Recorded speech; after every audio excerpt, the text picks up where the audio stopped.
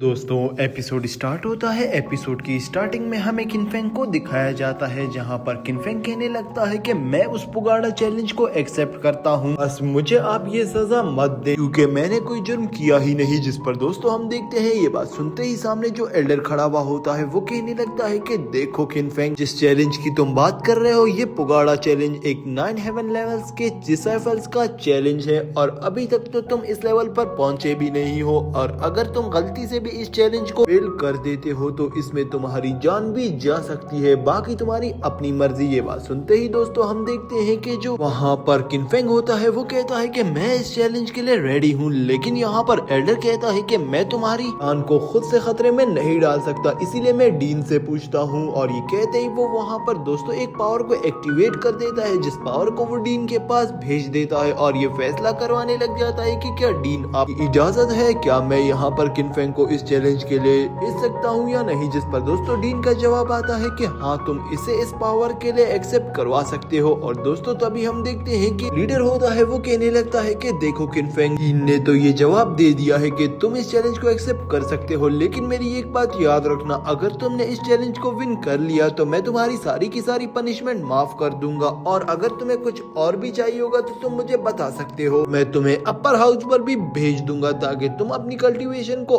और भी ज्यादा इंक्रीज कर सको। ये बात सुनते ही दोस्तों हम देखते हैं कि जो किनफेंग होता है वो कहने लगता है कि नहीं, मुझे अपर पोर्शन में नहीं जाना, बल्कि मेरी एक कंडीशन है, अगर आप उस कंडीशन को मानते हैं तो फिर ठीक है। ये बात सुनते ही साथ में जो लड़की खड़ी भी होती है वो कहने लगती है कि तुम्हारी इतनी हिम्मत कि तुम यहाँ पर कोई कंडीशंस रखने आए हो। इस पर लीडर उसे चुप करवा देता है और तभी वो कहता है कि बताओ किनफेंग तुम्हारी क्या कंडीशन है। जिस पर दोस्तों किनफेंग कहता है कि मेरी ये कंडीशन है कि कोई भी मसला हो या कोई भी चीज हो मैं भी इनके साथ प्रैक्टिस कर सकता हूँ, बाकी जितने भी डिसाइफल हो वो मेरी तरह के ही डिसाइफल है, तो इसका मतलब हम सारे के सारे सेम कहलाए जाएंगे, कि कोई इलीट डिसाइफल होगा और ना ही कोई लो रैंक का डिसाइफल। पहली मेरी ये ख्वाहिश है। जिस पर दोस्तों हम देखते हैं लीडर कहता है कि ठीक है, और दूसरी कंडीशन वहीं पर ही वो बताता है कि अगर मैं इस चैलेंज को जीत कर आ जाता हूँ तो मेरी जायान के साथ एक फाइट कराई जाए और जायान और मैं इस फाइट को एंड तक ले जाए, यहाँ तक कि अगर हमारी मौत भी हो जाती है तो हमें इससे कोई मसला नहीं होना चाहिए। ये बात सुनते ही दोस्तों हम देखते हैं कि सैफल कहने लगता है कि तुम्हें पता भी होना चाहिए कि जाओयान एक किंग है, वो इतना ज्यादा पावरफुल है कि वो तुम्हें मार डालेगा। जिस पर जाओयान दोस्तों एग्री कर जाता है। इस बात से भी एल्डर भी यहाँ पर किनफेंग की सारी बातों को एग्री कर देता है, लेकिन तभी दोस्तों जो यीलिन खड़ी भी होती है वो कहने लगती है कि कहीं तुम पागल तो नहीं हो गए हो किंगफेंग, अगर तुमने इस चैलेंज को जरा सा भी के में लिया या तुमसे जरा सी भी चूक हो गई तो तुम्हारी जान भी जा सकती है इस चैलेंज के बदले। पर किंगफेंग उसे तसल्ली देता है और कहता है कि तुम हौसला रखो, मैं ये सब कुछ कर लूंगा। हमारा सीन शिफ्ट हो जाता है इसी के साथ अगले ही सीन में दोस्तों हम किनफेंग को देखते हैं जो कल्टीवेट कर रहा होता है, और तभी वो कहने लगता है कि मेरी जो कल्टीवेशन का लेवल है वो लेवल 3 है, मुझे सुनसुतारा की मदद से अब अपनी पावर्स को इंक्रीज करना ही होगा और उसके बाद मैं लेवल 9 को आहिस्ता आहिस्ता करके अचीव कर ही लूंगा, लेकिन उससे पहले मुझे 4th लेवल पर जाना होगा। इतना ही कहने की देर होती है तभी दोस्तों उसका डोर नॉक होता है और वहाँ पर किनफेंग कहता है कि कौन है, लेकिन तभी वहाँ पर दरवाजे पे चूचिंग की आवाज आती है, जहाँ पर चूचिंग कहती है कि मैं हूँ। और किनफेंग यहाँ पर काफी ज्यादा हैरान हो जाता है और कहने लगता है कि चूचिंग आखिरकार यहाँ पर क्या कर रही है। तभी वो दरवाजा खोलता है, लेकिन चूचिंग अंदर आने के बजाय उसे कहती है कि तुम बाहर आओ, मैं तुम्हें कुछ देना चाहती हूँ। ये कहते ही वो उससे कहने लगती है कि तुमने ये चैलेंज एक्सेप्ट क्यों किया, तुम अब 9th लेवल को कैसे अचीव करोगे, लेकिन फिर भी मैं तुम्हें एक मदद दे रही हूँ, तुम्हें मेरी मदद की जरूरत है, मैं तुम्हें एक ऐसा पास दे रही हूँ जिसकी मदद से तुम एक ऐसे मिलियन में चले जाओगे जहाँ पर काफी ज्यादा बुक्स भी पड़ी हुई होंगी जो तुम्हारी कल्टीवेशन को इंक्रीज करवाने में तुम्हारी मदद करेंगी, लेकिन अगर तुम वहाँ पर आराम से बैठकर कल्टीवेट करो जो तुम्हारे तरीके की और को तुम कल्टीवेट कर रहे हो उस तरीके की बुक भी तुम्हें वहाँ पर मिल जाएगी, बस तुम्हें वहाँ पर जाकर कल्टीवेट करना है, तुम उस पवेलियन के लिए चले जाओ, ये लो पास। जिस पर दोस्तों हम देखते हैं कि वहाँ पर जो फेंग होता है वो कहने लगता है कि नहीं नहीं, इस पास को आप ही रखिए, मुझे इसकी जरूरत नहीं है, लेकिन वहाँ पर दोस्तों हम देखते हैं कि जो फिशिंग होती है वो उसे वो पास देकर कहने लगती है कि नहीं, अब तुम इस पास के ही जरिए यहाँ पर सारे लेवल्स को अचीव कर सकते हो जो तुम्हें उस चैलेंज के करीब ले जाएंगे। वैसे भी अब तुम्हारे रास्ते में काफी ज्यादा एनिमी आ चुके हैं और वो सारे एनिमीज अब तुम्हें काफी ज्यादा नुकसान पहुंचाएंगे, ये मेरी छोटी सी मदद है। ये कहते ही वो वहाँ से चली जाती है।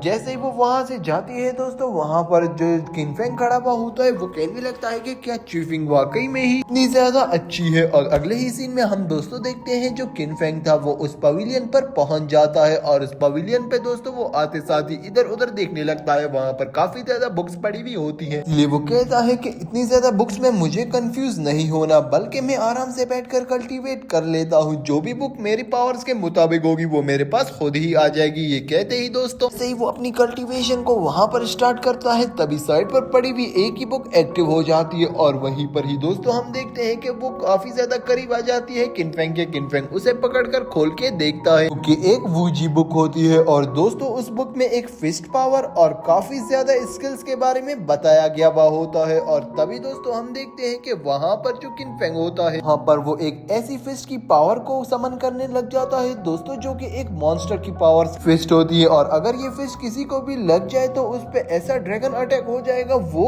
बचने के लायक ही नहीं रहेगा। इसीलिए हम देखते हैं कि दोस्तों वहाँ पर किनफेंग बिल्कुल वैसा ही करता है और वो इस फिस्ट को प्रैक्टिस करने लग जाता है। दोस्तों इसके बाद हमारा सीन शिफ्ट होता है, हमें वहाँ पर ज़ाओयान को दिखाया जाता है जो कि एक लेडी के साथ बैठा हुआ होता है। तभी वो लेडी कहने लगती है कि देखो ज़ाओयान, ये लड़का किनफेंग इतना ज्यादा पावरफुल नहीं है, तुम्हें अपनी पूरी की पूरी पावर्स इस पर जाया करने की कोई जरूरत नहीं है। बस जितनी पावर्स वहाँ पर रिक्वायर्ड होंगी बस इतनी ही पावर्स का यूज करके किनफेंग को हरा देना और बाकी की पावर स्टोर करके रखना, क्योंकि अगला जो कंपटीशन होने वाला है उन एंशिएंट सैंड के लिए वो काफी ज्यादा करीब है। तुम्हें उसके लिए भी अपनी पावर्स को बचा के रखना होगा ताकि तुम उस एंशिएंट सैंड के कंपटीशन को भी विन कर सको। ये बात सुनते ही दोस्तों वहाँ पर जो ज़ाओयान होता है वो कहता है कि ठीक है और हमारा सीन दोबारा से शिफ्ट होता है। वहीं पर ही हम किनफेंग को देखते हैं दोस्तों, जहाँ पर वो एक बाल्टी भर के दोबारा से अपने कपड़े निकालता है नहाने के लिए और जैसे ही वो वहाँ पर अपने कपड़े निकालता है दोस्तों तभी वहीं पर ही उसका डोर ओपन होता है और जैसे ही उसका डोर ओपन होता है दोस्तों तभी वहाँ पर येलिन आ जाती है और येलिन जैसे ही डोर ओपन करती है वो देखती है कि वहाँ पर किनफेंग नहा रहा है और किनफेंग कहने लगता है कि क्या येलिन तुम्हें उसी ही टाइम आना होता है जिस टाइम मैं नहा रहा हूँ। तभी वहाँ पर किनफेंग जल्दी जल्दी से अपने कपड़े दोबारा पहनता है और जैसे ही वो कपड़े पहनता है दोस्तों हम देखते हैं कि वहाँ पर येलिन से कहने लगती है कि आखिरकार तुम मुझे ये बताओ कि तुम अब इतनी जल्दी से अपनी लेवल को कैसे इंक्रीज करोगे, तुम तो अभी तक कल्टीवेशन के 3rd लेवल पर हो। ये बात सुनते ही दोस्तों हम देखते हैं कि वहाँ पर जो किनफेंग होता है वो उसे बताता है कि चूजिंग मेरे पास आई थी और मुझे उसने एक ऐसी पवेलियन की दी है जिसकी मदद से मैं उस पवेलियन में जाकर कल्टीवेट कर सकता हूँ और वो पवेलियन एक ऐसा पवेलियन है जिसके अंदर काफी ज्यादा किताबें स्टोर हुई हैं और उन बुक्स को पढ़कर मैं अपनी कल्टीवेशन को और भी ज्यादा अच्छे तरीके से इंक्रीज कर सकता हूँ। उनके बीच में ये बातें चल ही रही होती है तभी दोस्तों उन्हें मूरिंग की आवाज आती है, जहाँ पर मूरिंग बाहर आ जाती है उन दोनों के पवेलियन के और जैसे ही वो वहाँ पर बाहर आती है वो कहने लगती है कि जल्दी से बाहर आओ। जिस पर येलिन उसे कहती है कि तुम आखिरकार इतनी रात को इसके रूम के बाहर क्या कर रही हो, जिस पर मूरिंग कहने लगती है कि तुम्हारी इतनी हिम्मत कि तुम लोग मुझसे बहस करो। ये कहते ही दोस्तों वो अपने एक डिसेबल को भेजती है और कहती है कि इन्हें खत्म कर दो और तभी वहाँ पर येलिन उस डिसेबल पर एक ही अटैक करके उसकी तलवार ही उतार देती है। सीन को देखते ही मूरिंग खुद ही आगे बढ़ती है और वहाँ पर वो अपनी स्पिरिचुअल पावर्स को एक्टिवेट कर देती है, लेकिन तभी वो उसे एक पड़ मारने लग जाती है येलिन को। लेकिन तब वहाँ पर दोस्तों वो किनफेंग आकर येलिन